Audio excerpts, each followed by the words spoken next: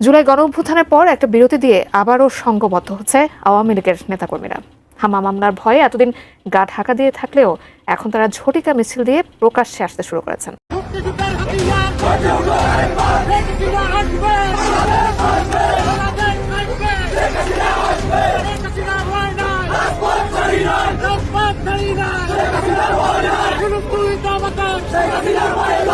ছাত্র জনতার গণ আন্দোলনে সাবেক প্রধানমন্ত্রী শেখ হাসিনা সরকার ক্ষমতা হারানোর পাশাপাশি সাংগঠনিকভাবে দুর্বল হয়ে পড়া আওয়ামী লীগ আবারও দেশের রাজনীতিতে সক্রিয় হতে শুরু করেছে।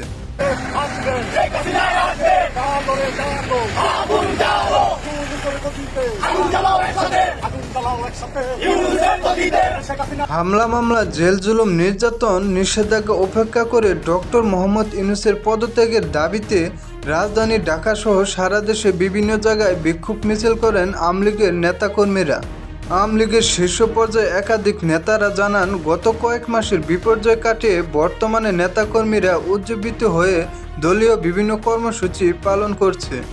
একাধিক সূত্রে জানা যায়, বিভিন্ন সামাজিক যোগাযোগ মাধ্যম ব্যবহার করে কেন্দ্রীয় পর্যায়ের নেতারা তৃণমূল নেতাকর্মীদের সাথে নিয়মিত যোগাযোগ করছেন, বিভিন্ন দিক নির্দেশনা দিচ্ছেন, যার ফলে তৃণমূল নেতাকর্মীরা সক্রিয় হতে শুরু করেছে। আওয়ামী লীগের যুগ্ম সাধারণ সম্পাদক বাহাউদ্দিন নাসিম বলেন, অবৈধ ডক্টর ইউনূস সরকারের পতনে খুব শীঘ্রই বড় ধরনের কর্মসূচি নিয়ে মাঠে নামবে আওয়ামী লীগের সর্বস্তরের নেতাকর্মীরা।